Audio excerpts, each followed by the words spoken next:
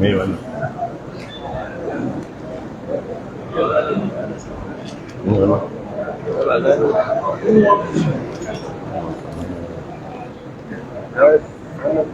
Ismail ne ba.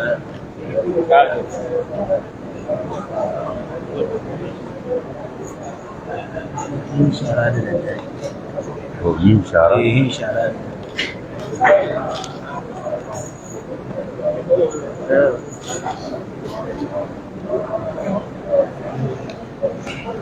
بسم الله الرحمن الرحيم الحمد لله رب العالمين والصلاة والسلام على أشرف الأنبياء والمرسلين سيدنا ونبينا محمد وعلى آله وصحبه أجمعين وبعد السلام عليكم ورحمة الله وبركاته. أباركم مدسادوا أولا يمتي نهو إغوة رمضان hijirar annabi sallallahu alaihi wasallam ta 1443 wadda ta yi daidai da ranar 5 ga watan 4 shekara ta 2022 ta miladiya. Za mu yi majalisi na 4 cikin majalis na tafsirin alkur'ani da muke a wannan masallaci na alfurqan a wannan gari namu na Kano. Allah ya kara ma wannan gari tsari da albarka da kariya da kuma sauran garuruwanmu na musulmi baki daya. Yau insha Allah za mu tashi aya ta 63 a cikin suratul Naml wadda muke yi, amma kafin nan da tambayoyi da aka aiko. Tambaya ta farko wannan yace assalamu alaikum, Allah ya kara wa malam lafiya da nisan kwana, amin. Malam menene matsayin yin shara da daddare?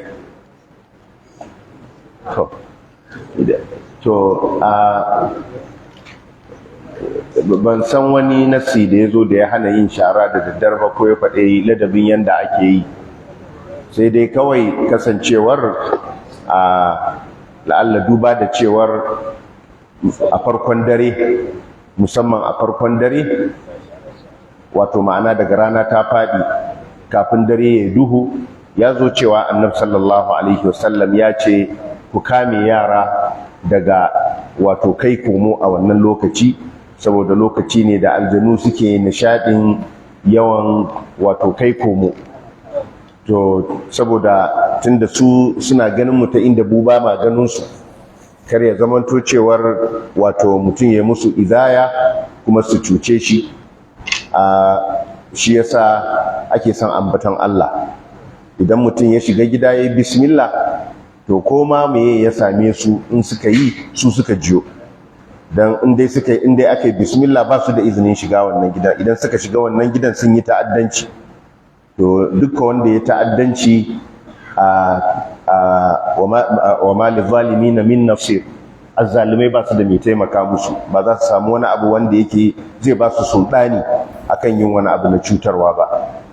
Amma to saboda ganin kan cewa ko da mutum ya gafala wajen shiga gida da bai yi bismillah ba, to idan ya tashi din zai yi ko shara ko zai jefar da wani abu, to ya ambaci sunan Allah. Ambaton sunan Allah shine zai amintar da shi daga cutar wani aljani, kuma shine zai sa shi kansa aljan din ya nisance shi, tunda su shaidanu ba sa son sunan Allah, daga sun ji sunan Allah gudu suke daga wajen da aka ambaci sunan Allah. Saboda haka idan ma har mutum zai yi sharar, musamman koma da a wannan lokaci ne, wato lokacin farkon dare daga faduwar rana bayan daga magariba zuwa wato lokacin da dare zai yi duhu, to ko da zai yi din sharar ko zai yarda wani abu ya ambaci sunan Allah jalla wa ala sai ya aminta daga wato sharrin shaydanu wallahu ta'ala a'lam. To sannan wannan yace na'am ni ban ga wani abu na hani akan wannan ba, ban san wani abu na hani akan sa ba, wai rataye kaya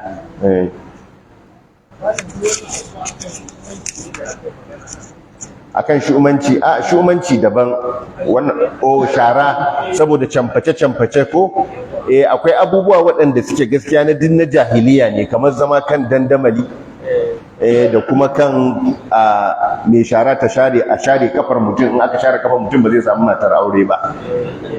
Doron ka ba wani abu ce, tsohuwa ce tana so ta sharar ta ka zo ka tare mata waje, saboda ka bar ta kore ka daga ɗakin, sai ce ba za ka samu mata ba. Ka san ɗan saurayi ɗan ƙarami a ce masa yau ba zai samu aure ba, babu tashin hankali kamar wannan. Na'am. To sai wannan tambaya ta biyu ce Allah ya ƙara malam lafiya da alaramma lafiya, amin ya rabbi. Tambaya ta farko, menene hukuncin aiki a hotel da banki wanda yake ta'amuli da kuɗin ruwa? Na biyu, ina buƙatar addu'ar ƴan uwa musulmi, aure na ya kusa, alhali Allah ubangiji ya hore min abin auren a sharuwa lafiya, amin. Dangane da aiki a hotel ya danganta da irin aikin da kake yi da kuma irin hotel din. Hotel wadda shi sha'anin business, sha'anin kasuwanci, sha'anin hidima ta hotel abu ne wanda yake babu laifi fil asali, tunda ba wani abu bane hotel illa saukan baki, ba ma baki masauki. To wannan abu ne wanda yake sananne ne, wanda yake babu laifi a cikin shari'a, kuma da daɗe ne a tarihin addinin musulunci. Don haka ne ma ake da lafazin hotel ya samu asali a larabci, kuma a cikin littattafan fiqhu za ga suna ambatansa alfunduk, kuma daga nan ne muka samu unguwar alfundiki ta Kano. Asali da wato a nan ake da hotel, larabawa da suke zuwa daga Algeria da Morocco da Libya da Tunis, in sun zo a nan suke sauka, saboda akwai hotel a nan alfunduk, shine aka ce ma unguwar gabaki daya alfundiki. Saboda haka kasuwanci ne wanda yake halatta. Abinda yake shigowa cikin sha'anin tsarin kasuwancin hotel wanda yake na haramun shine abinda yake faruwa a ciki na wato batsa da alfasha, kamar shan giya, kamar disco, kamar club da za a bude, da kuma bayar da dama ga mutane su rinka zuwa da matan banza, ko kuma bayar da mata da dama ga matan banza su rinka zuwa ana ɗaukan su ana shiga da su ɗakuna ana alfasha da su. To idan mutum ya kiyaye cewa kasuwancinsa na hotel babu wannan, to wannan business nasa na hotel babu laifi a kansa. Mushkilan idan mutum ya gina hotel ya ce zai gayyaci irin manya-manyan kamfanin hotel, irin su Hilton, irin su Intercontinental, irin su wane ne ga sunan dai irin manyan sunayen nan waɗanda suke masu tauraro 5, manya-manyan hotel masu tauraro 5, to su suna da tsarin su. Ba zai yiwu kai hotel ka ce ba za a yi ba za a yi wajen shan giya ba zai yiwu kai hotel ka ce babu wajen disco ba da makamantan wannan. To amma ko su din idan ka sanya musu wannan sharadi suka yadda, to shikenan babu laifi sai su zo su gudanar da ita. To a irin hotel irin wannan babu laifi mutum ya aiki a nan wajen. Amma idan ya kunshi aiki ne wanda yake sai ya kunshi sabo, kamar aka sanya shi idan shi ma wannan dangane da mai kafa business din hotel din, amma wanda za a dauke shi aiki, idan an dauke shi aiki domin ya je ya rinka yin abin da yake sabanin shari'a, kamar ya aiki a restaurant, wanda wannan restaurant din kuma wato ɗakin abinci kuma ya kunshi kan cewa zai rinka kawo giya da mashaya suke sha, to wannan Allah madaukakin sarki ya la'anci mai kawo wato mai ɗaukan giya, mai kai ta ga wanda zai sha, harshen manzon Allah sallallahu alaihi wasallam. To nan wajen bai halatta ba, bai halatta mutum ya wannan aiki ba, domin aiki ne na sako, shi akan kashin kansa aikin sako ne, kuma ya kunshi taimakawa akan saban Allah. Dangane da banki kuwa, shi ma banki mu'amala ta riba ce. Idan mutum ya aiki a waje wanda yake shine yake bayar da bashi da ruwa, ko yake rubutawa, ko yake shaida, ko yake bibiya yake bayar da shawarar kar a bayar da wannan bashin, to shi ma wannan ya aiki ne na riba.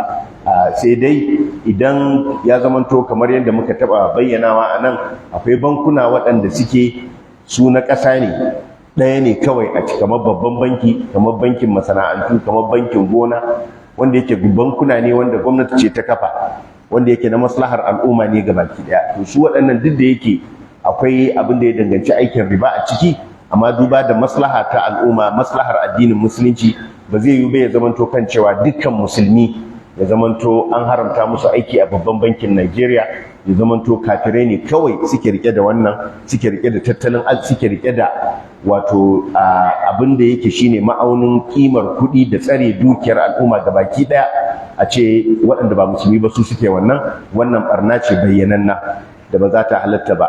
Sai dai duk wanda zai aiki a irin wannan wajen, to ya tsarkake niyyarsa cewa yana yi ne domin tsare ma musulmi haƙƙinsu da tsare ma addinin musulunci, wato maslaha, abin da zai kawo masa maslaha da kawar da barna a gare shi. Amma sauran bankuna to su kam akwai haɗari mutum ya aiki a wajen da yake mu'amalar riba ce, sai ya kokari ya zamanto ya samu badili, ya samu musaya ga wannan, musamman yanzu da yake an samu bankuna na musulunci wanda za su iya zamantowa badili ga wannan aikin. Wallahu ta'ala a'lam. To sai wannan ta ƙarshe, wannan yace wannan yace assalamu alaikum wa rahmatullahi wa barakatuh. Allah ya ƙara wa malam lafiya da imani, Allah ya gafarta wa hajjiya, amin. Malam tambaya ta anan ita ce me yasa mata ba sa iya jure talauci a gidan mazajensu amma suna jure talauci a gidan iyayensu? To fa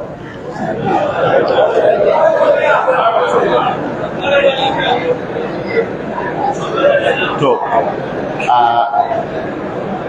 wannan kayi jama'u wannan kayi jama'u, a ce mata gabaki ɗaya haka suke, wannan jama'u kai. Amma in ka ce yawan mata ko galibin mata, to wannan sai a karɓe, sai a yarda da kai. To wannan launi ne, duk macen da take haka wannan tana da rauni, kuma ba ta fada cikin fiyayyun mata masu albarka ba. Manzon Allah sallallahu alaihi wasallam ya yabi matan Quraysh, ya yabi matan Qurayshawa, yace ahnahu ala walad, sun fi kowa tausayin ɗa, sannan wa asbarahum ala al-ba'al fi qillati zati yadihi, kuma sun fi haƙuri akan mijinsu a wajen wato ƙarancin abin da ke hannunsa. Haka aka yabi matan Quraysh, suna da haƙuri ga mazajensu yayin da suka zamanto abin da suke da shi baya ɗan kaɗan ne, kuma sun fi sauran mata tausayi wajen wato wajen kula da yaro. To kaga wannan ya nuna kan cewa kyakkyawar sifa ce, haka ake so. Annabi sallallahu alaihi wasallam ta kansa, wannan hadisin yana Bukhari, ya yabi matan Quraysh da waɗannan sifofi guda biyu. To kaga sifar ɗaya ita ce ta dace da tambayar, wato haƙuri akan ƙarancin abin hannu na mazaji. To wannan shine abin da ake yaban mace da shi, amma ta zamanto ba ta yin haƙuri akan talaucin mijinta. To wannan yana daga cikin rauninta da raunin tunaninta.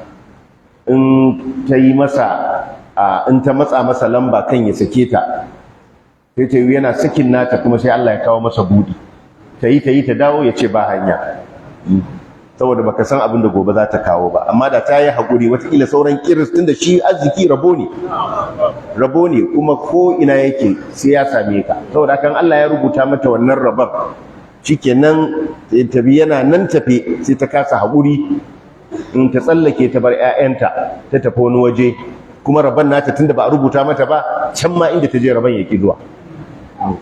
Saboda haka shi sha'anin arziki abu ne wanda yake a ɓoye, a nema wajen Allah, a yi haƙuri akan abin da Allah maɗaukakin sarki ya bayar. Wallahu ta'ala a'lam. Na'am. أعوذ بالله من الشيطان الرجيم. بسم الله الرحمن الرحيم. أمن يهديكم في ظلمات البر والبحر ومن يرسل الرياح بشرا بين يدي رحمته أإله مع الله تعالى الله عما يشركون أمن يبدأ الخلق ثم يعيده ومن يرزقكم من السماء والأرض أإله مع الله قل هاتوا برهانكم إن كنتم صادقين. Allah ya ce amman yahdikum fi zulumatil barri wal bahr, ko kuwa wane ne wannan wanda yake shiryar da ku ya zuwa ga manufofinku a cikin dubban sarari da kuma na teku. Wa man yursilur riyah, wane ne kuma yake aiko da iska, wato iska daban-daban, bushran, mai yin bishara, mai sanya farin ciki ga mutane cewa baina yaday rahmatihi, gabanin saukar rahamarsa shine ruwan sama. Wato wane ne yake yin wannan? A ilahun ma Allah, to akwai wani abun bautawa tare da Allah. Ta'ala Allahu amma yushrikun. Allah ya ɗaukaka gabarin abin da suke yin tarayya da shi. To wannan shi ma yana daga cikin abin da yake nuna kamalar ƙudurar Allah da rahamarsa, wato da baiwarsa, yanda Allah yake shiryar da, wato yake a halin da kowanne daga cikin 'yan adam zai iya shiga cikin wannan hali, shine halin tafiya. Ba wanda yake sanin muhimmancin hanyar da mutum zai bi a cikin tafiya yayin da yake tafiya sai matafiyi a hanya wadda take ba ta da alamomi. Mu yanzu saboda zaka ga an sanya maka alama, gashi nan hanyar Abuja kilomita saura kaza, ga hanyar in an zo kwana a ce nan wajen za ta kai ka Ciga har zuwa Jos, duk da waɗannan alamomin. To wanda yake tafiya a cikin sarari da ba shi da wata alama, ina ya san inda zai je? To waye yake shiryar da ku a cikin halin, wato a cikin dubbai na sarari da tsakar dare, baka san inda kake tafiya ba? Waye yake nuna maka, waye yake shiryar da kai, ya sanya maka hanyar da zaka bi? Shine Allah ya sanya taurari wanda suke zamantowa alama ga matafiya cikin dare, sawa'un a cikin sarari ne ko a cikin teku. A sarari shine zaka san akwai tauraro wanda yake bigirarsa baya canzawa, shine wanda ake ce ma al-qutb shimali, North Pole. Wato shine tauraron da ya dace da tsakiyar duniya, wato da zaka tsaga duniya biyu da wani tsinke wanda zaka sako shi daga can saman arewacin duniya, wato Yahudo ya zo zuwa ƙarshen kudancinta, to shi wannan tauraron wato yayi daidai da wannan tsinken, baya gushewa. Asan taurari kamar kaza mai 'ya'ya da suke faɗa, kamar yadda rana take tafiya, ita ma haka take tafiya, ba ta tsayawa waje ɗaya. Amma shi wannan tauraron a waje ɗaya yake tsayawa, kuma duk inda ka gan shi a ko'ina kake a duniya arewa kenan, baya canzawa. To ba shi kaɗai ba ma, yanzu ko mutum ne kake so baka san inda yake ba, kace masa ya duba sama, idan ya duba sama wani tauraro yake gani, kai kuma ka san tauraron, yace ina ganin tauraro kaza, yace tauraro kaza kake gani, to gani nan. Sai ka tafi inda wannan tauraron yake, kai tafiya zaka je ka same shi. To saboda Allah ya sanya wa bin najmi hum yahtadu, da taurari suke shirya. To Allah ya sanya taurari su zamanto alama, kuma ya kimsa ma 'yan adam ilimin sanin tafiyar taurarin da sanin yadda za a gane jihar tafiya da tauraro. To kuma gashi yanzu Allah ya daɗa ƙara wa mutane ilimi ma ta hanyar wato Google Map. Shikenan sai ka sani ilimi ne, ai duk wannan ba Allah ne ya kawo ba. Idan mutanen da sun samu wannan ilimi, yanzu Allah ya buɗe musu. In wannan ilimi abu ne wanda yake tilas ga ɗan adam, me yasa mutanen da ba su da shi? sai yanzu Allah ya fatahin wannan ilimin. Kana da wayarka sai ka sanya ta a jikin mota, shikenan sai ta rinka gaya maka hadda sauti ma da zai ce maka da zai ce idan ka yi tafiya kilomita, in ka yi tafiya mita 500 za ka samu mafita ka fita, ko kuma za ka samu mafita kar ka fita ka miƙe, da di irin wannan. Haka kuma da rana a cikin teku shi ma shi ne ya shiryar da ku. Duk waɗannan wato tambihi ne da cewa Allah ya hore asbab in samun yadda za ka cimma manufarka, ba za ka zamanto a cikin duhu ba, kana tafiya ya zuwa ga manufarka ba tare da wato wani abu ya ɗauke ka daga wannan ba. Asbab ɗin da suke sanya ka, hanyoyin da suke sanya ka sani waye yayi wannan in ba Allah ba. Gunki yana da ikon yayi wannan, kuma wane ne kuma yake sakin iska. Nan an kawo ta da sigar jam'i kamar yadda yake a qira'ar jumhur, sabanin qira'ar Hamza da Al-Kisa'i da Ibn Kathir da suka karanta ta, afwan da Khalaf da suka karanta ta da ar-rih, wa man yursilu ar-riha. Iska ana wato bambancin qira'ar ar-riyah, iska daban-daban. Ba na son ce iskoki, don kace iskoki kana maganar aljanu kenan, amma iska daban-daban, iska mai bugowa daga gabas da mai bugowa daga yamma da mai bugawa daga kudu. Kuma wannan ya nuna mana cewa ita iska tana nan, sakinta ake yi, ba ka raba ƙasa da iska.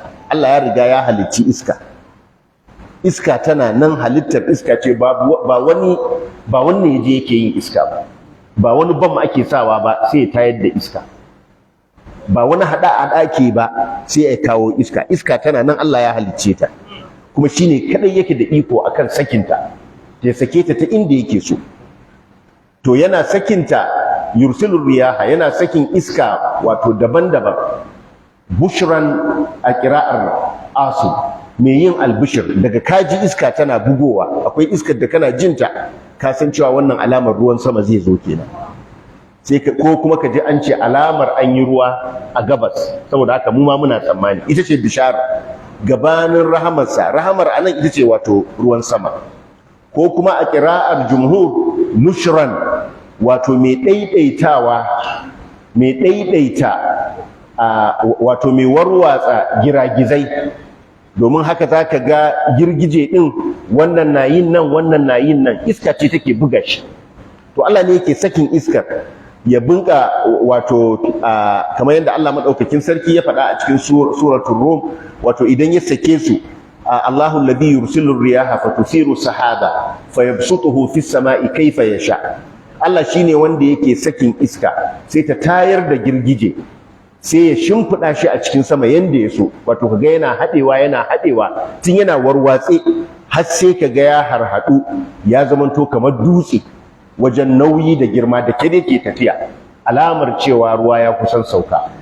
To wato wanda yake sakin iska mai yayyada wato a giragizai gabanin saukar rahamarsa, gabanin saukar ruwa, to an san babu wanda yake da ikon yi wannan sai Allah jalla wa'ala.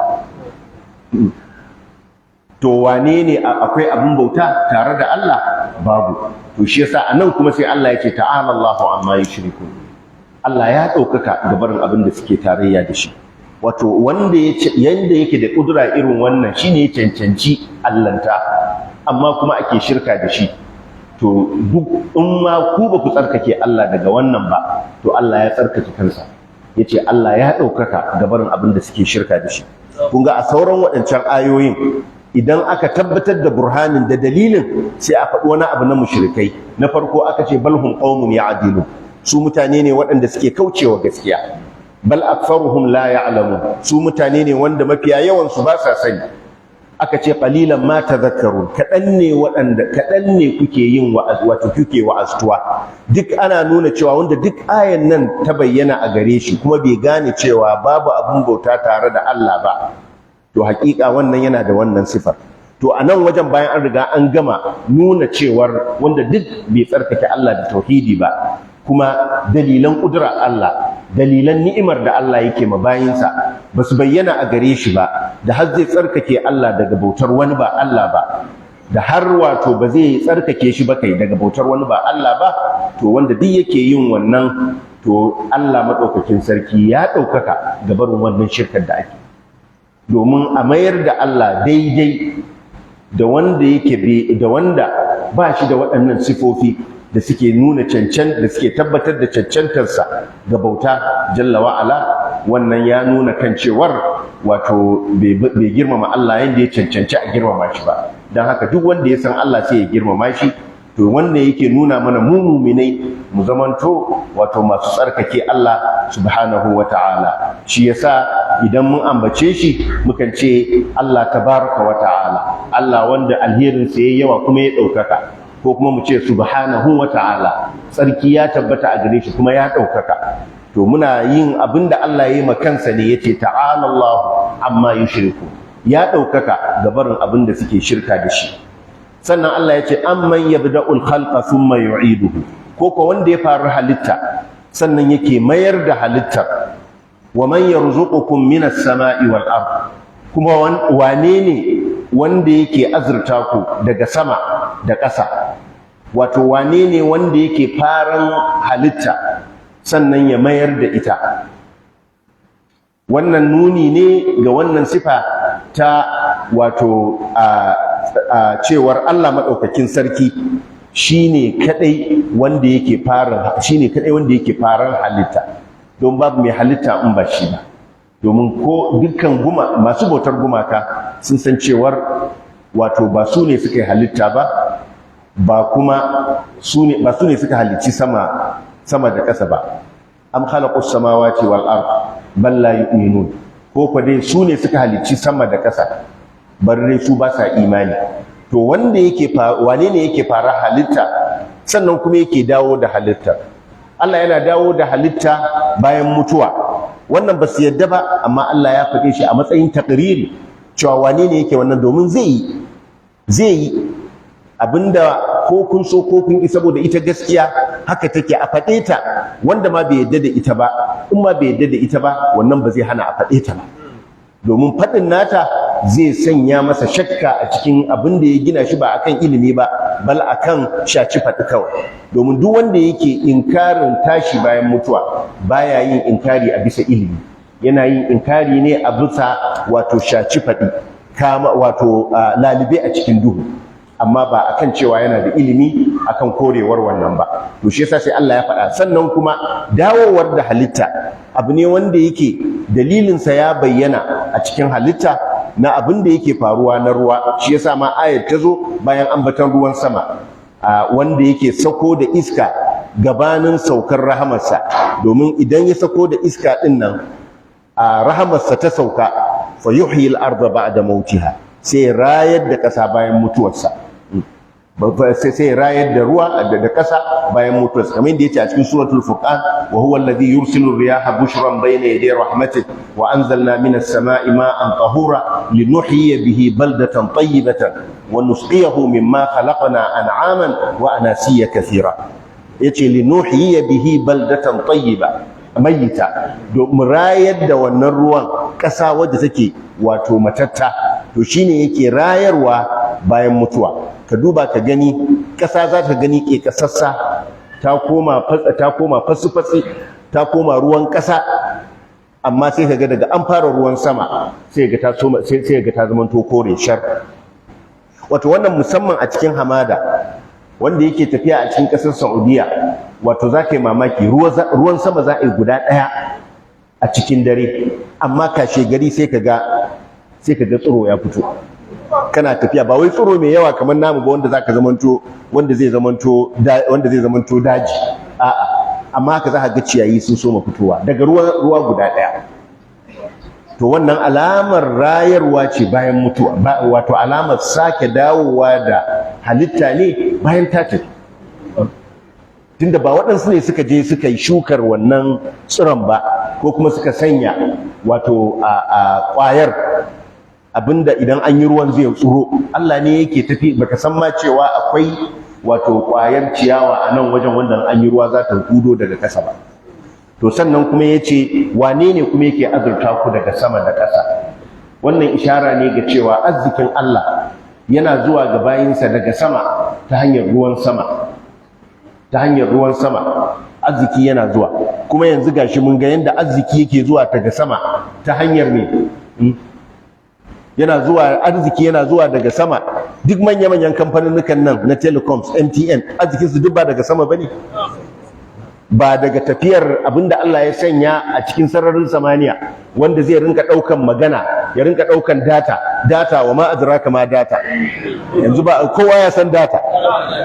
To duk abin wannan sararin samaniyar arzikin da Allah ya buɗe wanda da ba a da shi yake zuwa yanzu daga cikin kamfaninnuka wanda suke samun arziki, da ya ka samu kamfaninnukan sadarwa, kuma duk arzikinsu daga ina yake? Daga sama. Saboda haka Allah yana azurta ku daga sama, kuma yana azurta ku daga ƙasa gashin da ma'adanai da noma da tafiya a bayan ƙasa da dukkan hanyoyin samun arziki. To duk Allah maɗaukakin sarki yake yin wannan, inda za ka san cewar wannan abu ne wanda yake daga Allah. Waɗannan abubuwa Allah yana buɗa su, kamar yadda Allah ta'ala ya ce wa ma nunazziluhu illa bi qadarin ma'lum, ba ma saukar da shi sai da gwargwado wanda yake sananne. Arzikin yana nan, amma kuma sai kaga Allah ya saukar da shi lokaci. Hatta shi fasahar da ake samu Allah yana sakinta a hankali mutane suna samu. Technology iri-iri, daga wannan sai wannan, fatahi daga Allah jalla wa'ala. To duk bisa wannan akwai wani abin bauta tare da Allah, to sai Allah ya ce qul hatu burhanakum, ce ne musu ku zo da wato hujjarku in kuntum sadiqin, in kun kasance masu gaskiya wato a cikin abin da kuke yi na shirka, wato ku zo da hujjarku. Mecece hujjar da za ku zo da shi? Hujja akan cewar waɗanda kuke tarayya da su da Allah su ma sun sifantu da sifofin ƙudura, da sifofi na kamala, da sifofi na ni'ima, irin sifofin da Allah ya ambata ma kansa a cikin waɗannan ayoyi.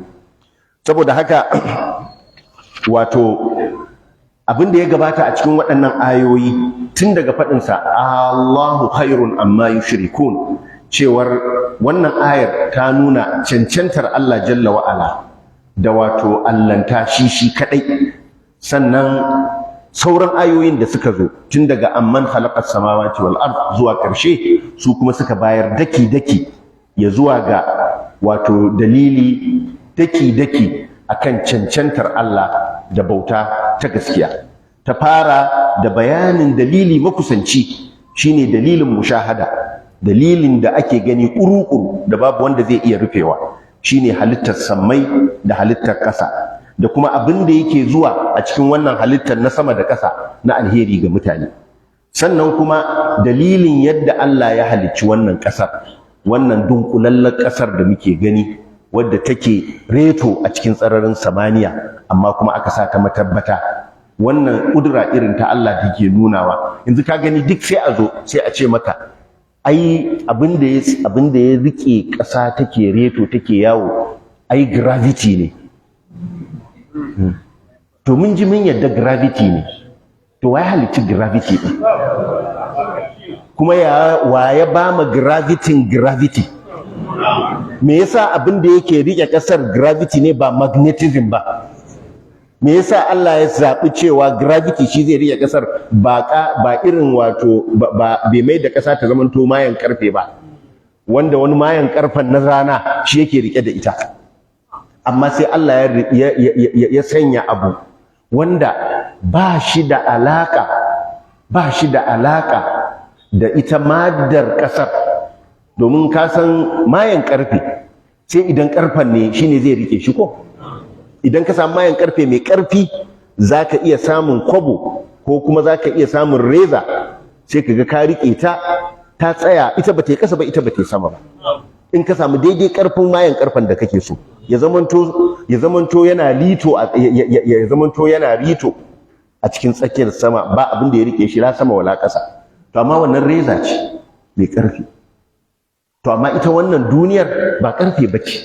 Da Allah ya maida ta ga baki ɗaya ƙarfe, wanda sai da haka ne za a riƙe ta a sama tana riƙo, abubuwa nawa ne za su kunce mana? Za a iya noma a kai, za a iya haƙa a gini a kai, za a iya keta ta ruwa ya rinka gudana a cikinta, duk ba za a iya wannan ba. to amma Allah a cikin hikimarsa sai ya abinda zai rike ta tana rito a tsararin samaniya shine gravity, wanda gravity din nan baya buƙatar, ku dai wanda kuka physics kun san ɗabi'ar gravity, mass ne, duk abin da yake da nauyi yana da gravity. Nauyin na ƙasa da kuma nauyin rana shine ya rike ta. Shi yasa Allah ta'ala yake cewa inna Allaha yumsiku samawati wal ard an tazula. Allah shine yake rike da sama da ƙasa kar su gushe. Alam tara anna Allaha sakhkhara lakum ma fil ard wal fulka tajri fil bahr wa yumsiku as-samaa an taqa'a 'ala al ard illa bi idni. Kuma yake rike ya tokare sama kar ta faɗo akan ƙasa. To wannan ƙudurar da wannan ƙarfin da Allah maɗaukakin sarki yi shine mataki na biyu da aka bi, wanda yake nuna dalili na tafsili akan kaɗaituwar Allah da cancantarsa. To sannan kuma ayoyin sai suka ci gaba ya zuwa ga kafa hujja akan wato akan abinda yake nuna isa matuƙarsa wajen jin kai, wajen jin kan bayi, shine yayin da suke shiga cikin halin tsanani da halin bukatuwa, wane ne yake yaye musu wannan halin, wanda yake nuna kulawarsa da su, da ya halitta bi kyala halittar kawai ba, ya tsaya shine yake kula da su, wanda yake nuna rububiyarsa, domin ar-rabbu shine wanda bayan yayi halitta kuma yake kula da sha'anin halitta.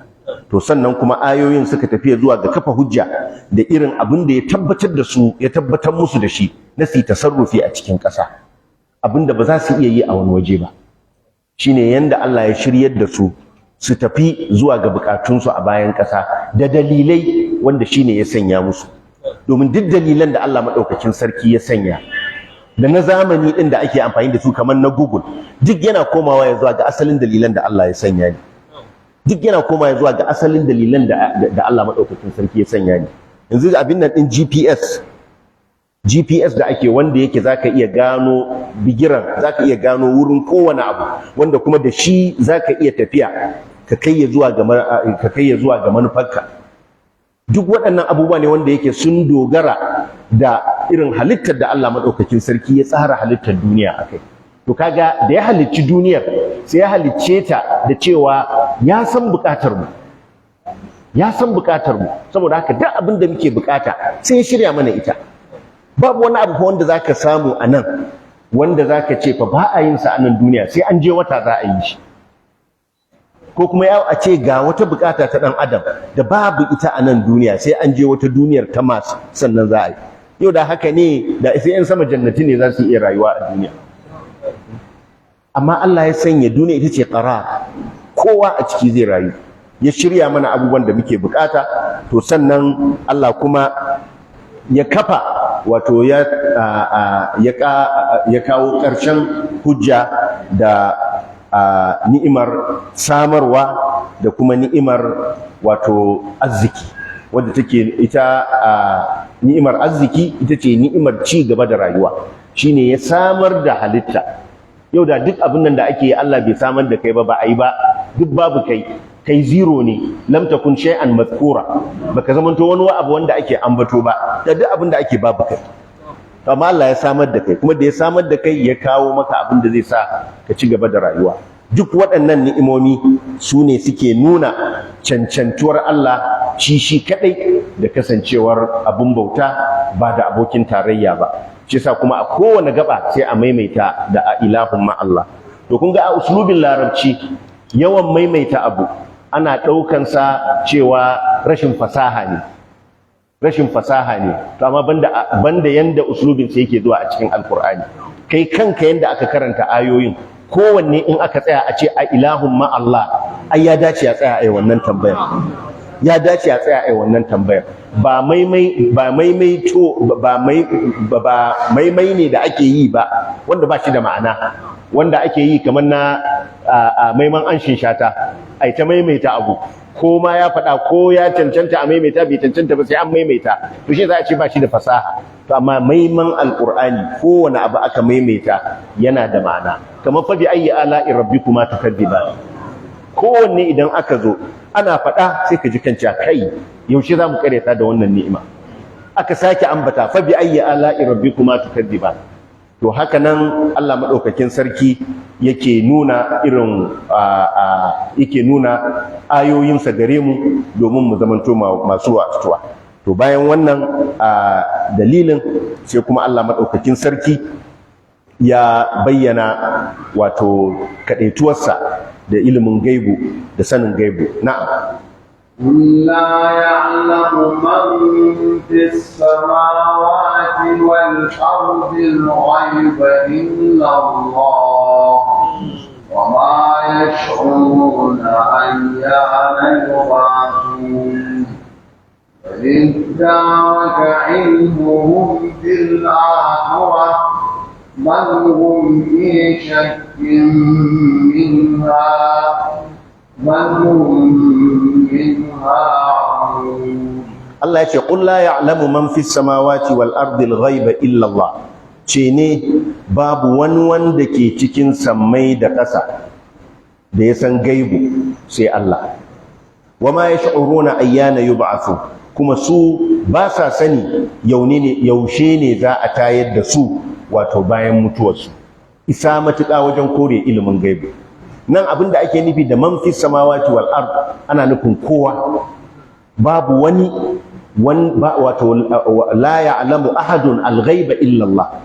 Saboda haka baka buƙatar ka ce kai tawili ka ce wannan istithna'in muttasili ne ko munqati, domin maqsudi ba wai ana nufin Allah ba wanda zai kawo cewa Allah yana cikin sama da ƙasa, domin wannan sammai da ƙasa halittar Allah ne, Allah ba zai zamanto a cikin halittarsa ba.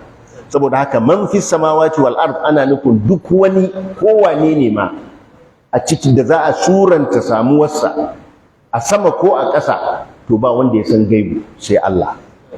Allah shine kadai ya san gaibu. Wannan ya kore mala'iku kamar yadda muka gani, qalu subhanaka la ilma lana illa ma 'allamtana. A cikin su ga wanda yake mafi kusa da Allah jalla wa ala shine mala'ika Jibril, yayi shi ma dan mu san shi ma bai san gaibu ba. Yace mal mas'ulu anha bi a'lama min as-sa'i, wanda aka tambaya bai fi wanda yayi tambayar ilimi ba, saboda haka shi ma akwai abin da bai sani ba. Annabawa da manzanni shugabansu gabaki ɗaya sallallahu alaihi wasallam Allah ya ce ya kore ma kansa sanin gaib, walau kuntu a'lamul ghaiba lastakthartu min alkhairi wama massani su. Da na kasance ina sanin gaibu, da na yawaita alkhairi, da kuma wani mummuna bai shafe ni ba. Aljanu ba su san gaibu ba. falamma kharra tabayyanat aljinnu an law kanu ya'lamuna alghaiba ma labithu fil azabil muhin. Yayin da annabi Sulaiman ya kife ya faɗi bayan mutuwarsa, domin ya rasu yana tsaye da sandansa, Allah ya ɗauki ransa amma yana tsaye, sai da gara ta gama cin sandan ya faɗi sannan aljanu suka gane cewa ashe annabi Sulaiman ya rasu. Da kuwa suna ta aikin wulaƙanci da ya sanya su na gine-gine da haƙe-haƙe da tafiye-tafiye da ɗauke-ɗauke da dukkan sauran ayyuka da suke masa, saboda suna ganin yana tsaye a kansu. Sun ɗauka yana nan da ransa. Yayin da ya mutu, da yayin da ya faɗi, lokacin nan suka gane, suka ce ashe Sulaiman ya rasu, ashe Sulaiman ya rasu tuntuni. To sai suka gane to aiko da mun san gaibu, ai da ba mu zauna a cikin azabar wulakanci tsawon waɗannan shekaru da yake tsaye, mun ɗauka yana da rai alhali ko ba shi da rai. To idan mutuwar annabi Sulaiman ta ɓuya a gare su, ta yaya za a yi ilimin gaibu ya bayyana a gare su? To saboda haka waye zai yi da'awar sanin gaibu? Domin dai su ne waɗannan wanda ake, ko dai su ce mala'ika ya gaya musu, ko kuma su ce wani an yi wato wani bawa saboda salaharsa yana da kashafi da yake gaya musu, yana da ikon sanin gaibu, ko kuma wani aljani da ɗan koransa da zai ce a yi masa kaza, in an yi masa kaza zai iya gaya wa mutum. Annabi sallallahu alaihi wasallam da ya kore sanin gaibu da bokaye, sai sahabbai suka ce masa ya Rasulullah, sukan faɗi magana kuma ya zo ya zamanto haka, kamar ka je wajen boka sai ya gaya maka za ka yi kaza, za ka yi kaza, kuma ka ga wannan abin ya zo ya faru. Sai ya ce kalma ce ɗaya da sukan sata yayin da suka ji wato abinda wato isarwar Allah, isarwar da ake yi na maqadir na abubuwan da Allah ya hukunta, sai su haɗa ta da ƙarya guda 100, sannan su danna a cikin kunnen junansu akan aljani har ya kai ya zuwa ga boka, sai boka ya faɗi wannan, sai a rinka ganin kamar wannan ya sa dukkan abin da yake faɗa gaskiya ne, alhali ko su ne suka fi kowa ƙarya, su ne maƙaryata. To wannan ya nuna wato duk wanda ya ɗauki tafarkin neman sanin gaibu daga wajen wani, to ya ɗauki tafarkin zamiya. Manzon Allah sallallahu alaihi wasallam yace duk wanda ya zo wajen man ata arrafan aw kahina fasa'alahu an shay'in thumma fasaddaqahu bima yaqul faqad kafara bima unzila ala Muhammad. A wata riwaya, a ɗaya riwayar kuma, man ata arrafan fasa'alahu an shay lan tuqbal lahu salatun 40 layla. Wanda duk yazo wajen dan dabo mai cewa ya san gaibu, ya tambaye shi kan wani abu, to ba za a karɓi sallarsa ba har ta kwana 40. To wannan al-arraf ya hada mai bugun ƙasa, ya hada mai lissafin taurari, ya hada da mai yar karakara wanda yake gano wanda ya sata, in an yi sata aje a samu mai yar karakara. Duk waɗannan suna daga ciki. Ya hada kuma wanda yake boka, wanda yake zaka je ka same shi. Ya hada mai wuri, mai yin wuri, wanda zai harba wuri sai ya gaggaya maka abubuwa, duk ya shiga cikin wannan. To akan wannan ne Ibn Kathir ya kawo wata magana mai ma'ana ta Qatada, a ɗaya daga cikin a'immatut tabi'in, da zan karanta mana a takaice abin da yake faɗa akan wannan ayar. Yace Allah ya sanya taurari domin abu guda uku. Ya sanya su zamanto ado ga sama, kuma ya sanya su alamomi da ake gane, da ake shiryuwa a yayin tafiya da su, kuma ya sanya su zamanto wato harbi, wato jifa ga shaidanu. Shine wanda zaka ga a tauraruwa, wanda ake cewa tauraruwa mai wutsiya, wato wannan harbin shaidanu ne, harbin aljanu ne ake yi da su. Don haka duk wanda ya nemi wani abu sabanin waɗannan abubuwa guda uku daga taurari, to ya zo da ya kirkiro abu da ra'ayinsa, kuma ya kauce rabansa, kuma ya tozarta rabansa, kuma ya yi takallufin abin da ba shi da ilimi da shi. Waɗansu mutane jahilai da al'amarin Allah sun kirkiro abubuwa na waɗansu ilmai daga waɗannan taurari ɗin ta fuskar wato ilimin bokanci. To wanda sai su ce wanda ya aure lokacin tauraro yana waje kaza ko yana waje kaza, masu horoscope kenan, masu astrology, wanda ake cewa da turanci astrology, ko kuma wanda za a ce tauraron ka ya fada waje kaza, to wanda ya aure a lokacin da tauraro yake waje kaza to zai samu kaza da kaza. Wanda kuma yayi tafiya a lokacin da tauraro yake waje kaza to zai kasance kaza da kaza. Wanda aka haife shi a lokacin da tauraro yake waje kaza to zai zamanto kaza. Qatada yace na rantse da Allah, babu wani tauraro illa yayin da tauraron ya fada wannan wajen, an haifi wani ja, an haifi wani mutum baki, an haifi wani mutum fari, an haifi wani mai tsawo, an haifi wani wada, an haifi wani kyakkyawa, an haifi wani mummuna. To wannan tauraron wani ilimi yake da shi da waɗannan, cewa ga irin mutumin da za a haifa lokacin wannan tauraron. To kamar yadda suke daban a cikin halittarsu, haka rabon kowa yake daban. To dan me zaka ce in tauraro ya je waje kaza, rabon ka zai zamanto kaza? To shi kuma ɗayan wanda tauraron ya zo wannan wajen, ya aka yi rabon sa ya zamanto daban? Me yasa rabon sa bai zamanto kamar naka ba? To yace wannan me tauraro wani ilimi yake da shi akan wannan?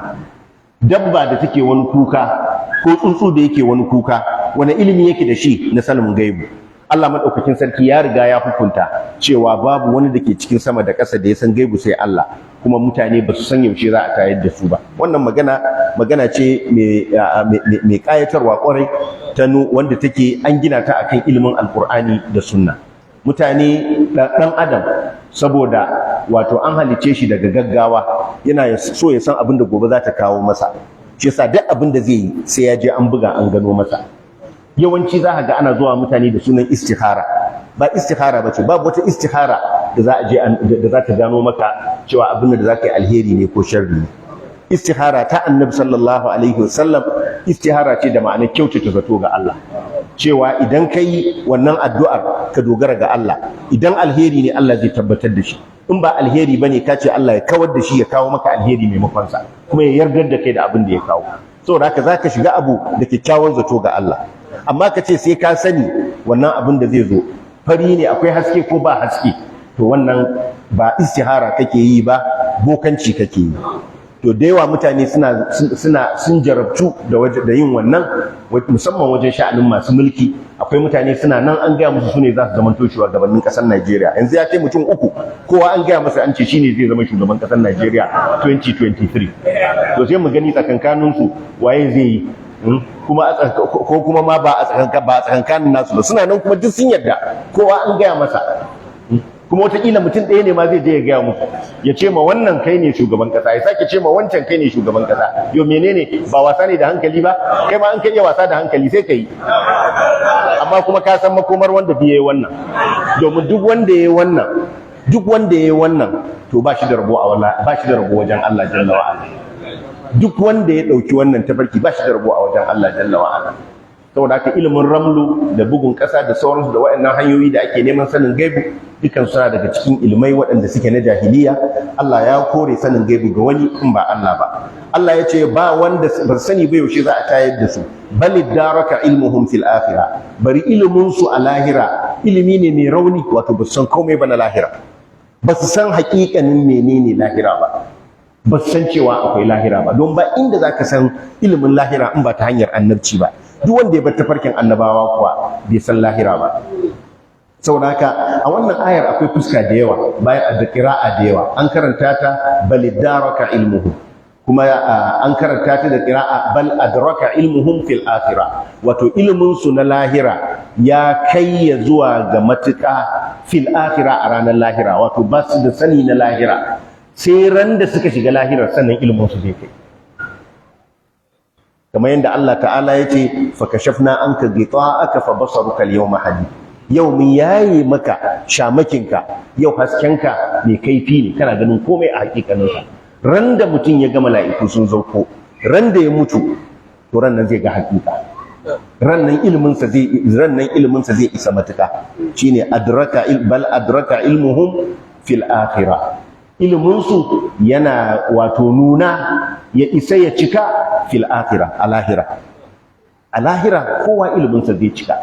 Shi yasa duk wanda ya ga mala'ika ranar tafiya lahira, to babu zancen ya ce zai ba mu wani labari, ya riga ya gama samun ilimi. Saboda haka jarabawa ta kauce, ta ƙare.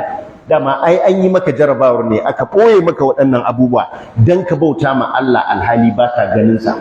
Amma yadda ka riga ka san lahira, ka riga ka gano mai kuma ya rage. Shi yasa waɗansu wanda Allah ya so su da alheri, idan Allah ya yaye musu ta fuskar, ko ba ta fuskar ilimi ba, Allah ya nuna musu wani abu ta fuskar yaye musu wata haƙiƙa suka gani, ko ta mafarki ko kuma ba ta mafarki ba, sai ka ga wannan ya zamanto sanadiyar wato miƙewarsu har abada. Na sha ba ku kissar wannan mutumin da ya mafarki ya bacci da rana minti 15, ya mafarki an yi tashin alkiyama, an yi hisabi, an yi masa hukunci cewa zai yi shekara 100 a cikin wutar jahannama. Kuma a cikin minti 15 ɗin nan sai da ya ga wannan shekara 100 ana masa azaba. Da ya farka sai da ya wata 6 a zauce, ya zautu baya cikin hankalinsa, sai bayan wata 6 Allah ya dawo masa da tunaninsa, to sannan wannan shine sanadiyar tubansa. To wanda ya ga irin wannan, kaga wannan ba hakikar ya gani ba, bai je lahirar ba ya dawo.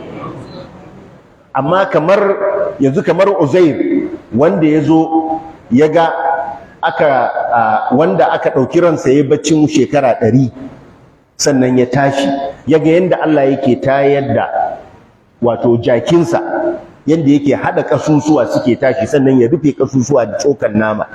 To irin wannan yaƙinin, to shine wanda Allah yake banta daga waɗansu daga cikin bayansa. Amma mu gabaki ɗaya tsarin Allah shine mana jarabawa, ya aiko mana manzanni da muka san gaskiyarsu da kuma suke da ayoyi wanda in sun gaya mana hankalinmu muka yi tunani, ba mu watsar da shi ba, ba mu san rai ba, ba mu yi hasada ga annabawa ba, muka sallama, muka yi tunani da abin da Allah maɗaukakin sarki ya bamu, muka gano gaskiyarsu, muka yi aiki da abin da suka zo da shi, sai mu tsira. In kuma ba mu yi wannan ba, sai mu halaka. To shine jarabawar, shine maqsudan halittar mu. To shi yasa a lahira ilimi yake kaiwa. ɗaya ma'ana ta ƙira'ar balidaraka ilmuhu fil akhirah, iliminsu a kan sha'anin lahira ya haɗu da juna. Wato ‘yan da sun gaya mana wato mafarko sun gaya mana ƙarshe akan cewa lahira ɗin nan tatsuniyoyin mutanen farko ne, babu haƙiƙa a gare ta.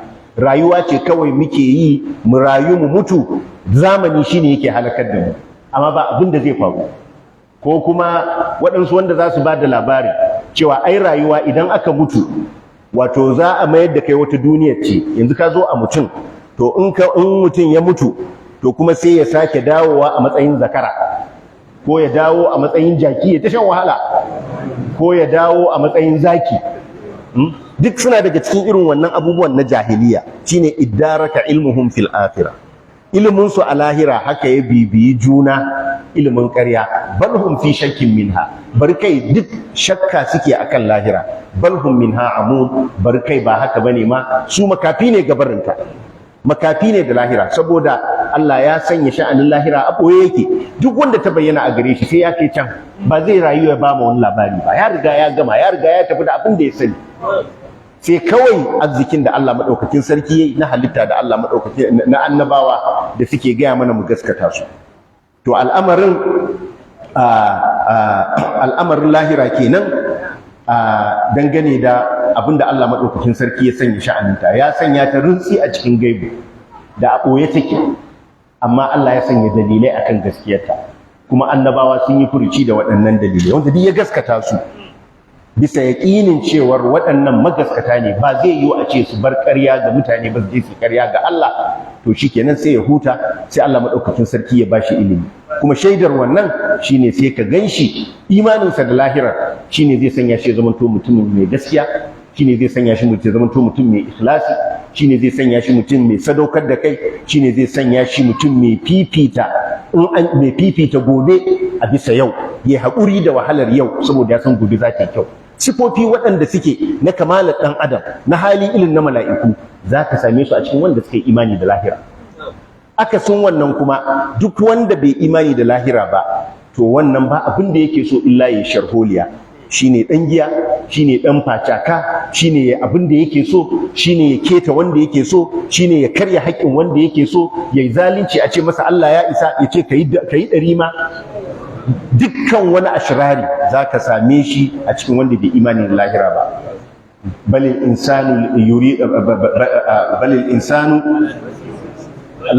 Balil insanu ala nafsihi bal yuridu al-insanu liyafjura amama. Bal yuridu al-insanu liyafjura amama. Mutum yana so ya ƙaryata abin da yake gabansa ne, domin mutum ba zai yi sharholiya da duniya ba sai idan ya ƙaryata lahira. Yace kai da Allah kyale kai shagalinka anan take, ka sani ko nan ka sha nan, in ma akwai ta can ka sha wahala a can, anan a can ma ka sha wahala. Ka ji wawa, ina za ka haɗa wahalar nan duniya ta 'yan shekaru 100 da kwanciya cikin kabari. Kana ganin mutane waɗanda suke a cikin kabari shekaru ɗaruruwa, kuma wannan fa farkon matsayin lahira ne kawai. Sannan 60, 70, 80 inda za ka yi ka ce, kuma ma yanzu wanda ya wuce 70, kai wanda ma ya wuce 60 wani daɗi ma yake ji. Sai dai lallaɓawa. To 'yan kwanakin fa na jin daɗin su ne za ka ce wai wannan za ka kamanta su da lahira. Kai da za ka kamanta su da layuwar kabari ne ma kaɗai, ai babu daidaitawa, babu daidaito. Tsawon rayuwar kabari da za ka gani. Allah madaukakin sarki ka haske zukatanmu da hasken alqur'ani. Allahumma salli ala Muhammadin wa ala ali Muhammad kama sallaita ala Ibrahim wa ala ali Ibrahim innaka Hamidum Majid. Allahumma barik ala Muhammadin wa ala ali Muhammad kama barakta ala Ibrahim wa ala ali Ibrahim innaka Hamidum Majid. Allah ka bamu lafiya da zaman lafiya. Allah ka karbi ibadar mu. Allah ka sanya mu cikin masu rabo a cikin wannan wata mai albarka. Allah muna roƙon ka sauka mana da aminci a cikin wannan wata mai albarka. Allah irin rahmar da kake saukawa a cikin wannan wata na Ramadan, Allah ka sauka mana da rahmarka, rahama wadda za ta yayi mana tsananin da muke ciki a cikin wannan al'umma. Ka sauka mana aminci a cikin ta.